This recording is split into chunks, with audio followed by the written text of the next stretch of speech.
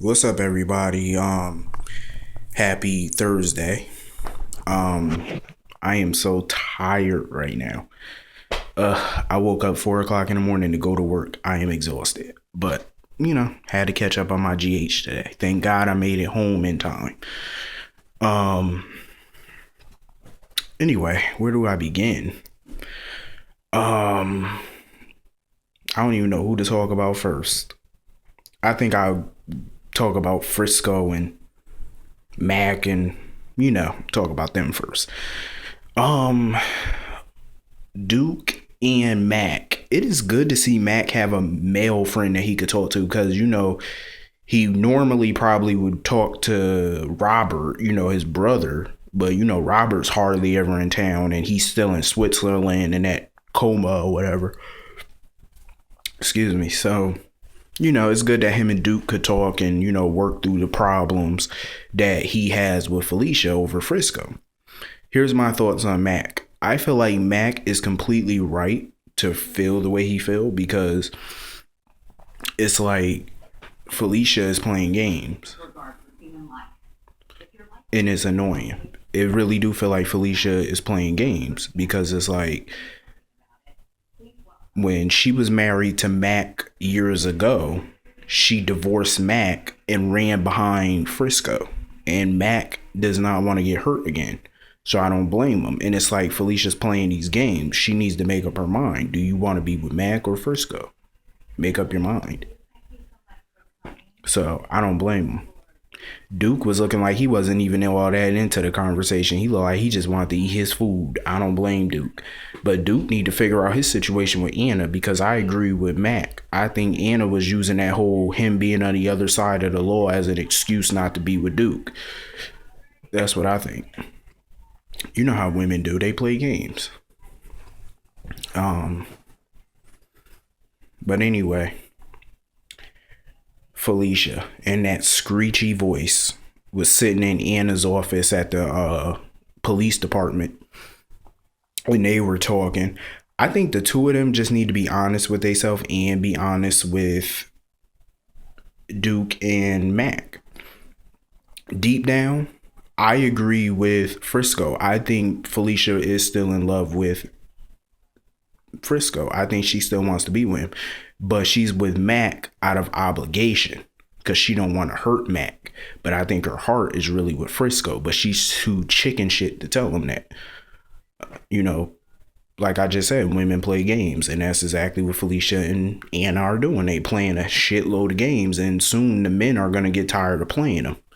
So it's either tell them how you feel or get your ass dumped. That's just the way it is. Don't come at Duke and Mac later on trying to get back with them when it's too late. Because no, y'all the ones playing the game. And y'all are way too old to be playing games because some of them are in their 50s and y'all are just way too old to be playing them games. If you want to be with that person, be with them. If not, let them know. Anyway, so Maxie was talking to Frisco and he was telling her about him and Felicia, which I already just talked about. But I agree with Frisco as far as Maxie keeping that baby. Why the hell would Maxie want to give Dante and Lulu her kid? Because I think somewhere down the line, she's going to regret that. Look at Frisco. He was absent for pretty much all of her life and her sister Georgie. He regrets being absent in their life. And that's, like he said, is something that he can't take back, that he wish he could.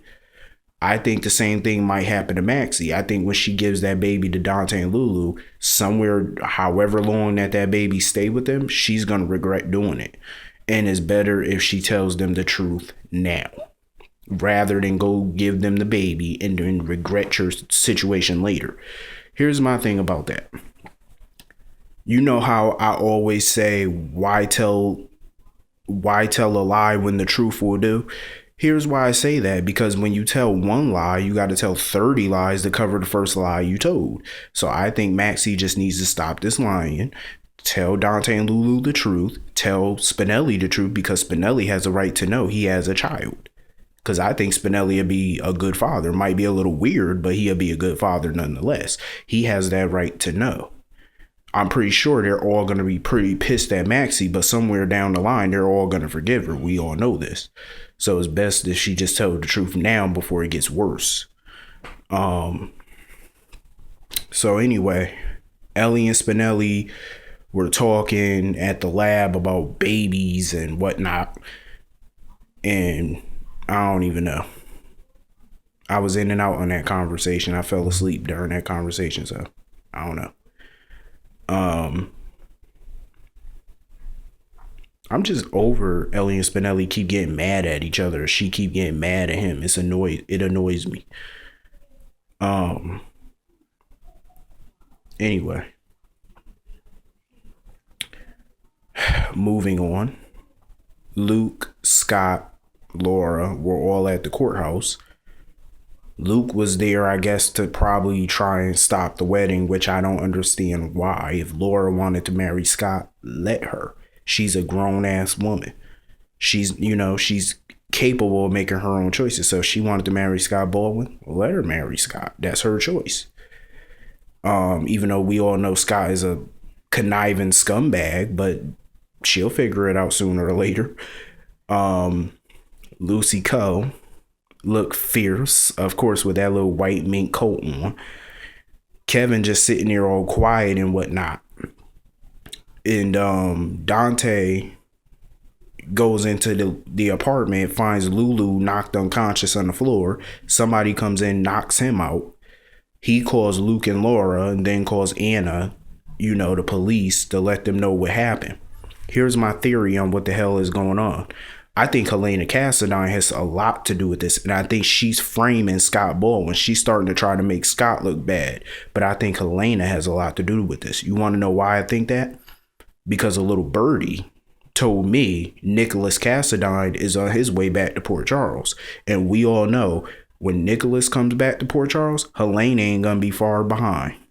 So I'm pretty sure Helena has something to do with this, because this is some skilled planning. And I don't think Scott is that smart to plan this well. Have the same gift that Bobby sent Lulu, but send it to Lulu before Bobby's gift get there. That's a little too smart for Scott. Scott ain't all that bright, and he's not a mastermind. This is why I think this is Helena that's doing it. If you think about it, Scott ain't that smart not to come up with a brilliant plan like this. He ain't all that damn bright.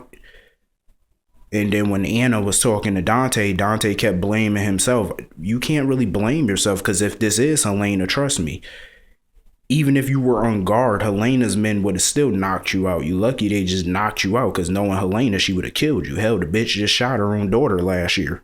What do you think she would have done to Dante? Hello? Helena's a nut. She might be old, but she's crazy and evil. That's a deadly combination. So I wonder what's going to happen here with Lulu. My guess is we're probably not going to see Lulu for a little while. And then when we do see Lulu, Julie Berman is not going to be playing Lulu. They're probably going to have M. Ryland come in during the middle of this storyline and jump in and play her. So that's my theory. So Luke and Laura get to the loft. Of course, they're worried and upset about Lulu, and Luke thinks Scott has something to do with this, but I'm iffy on that. I don't think Scott has something to do with this. Like I said, it's skilled planning.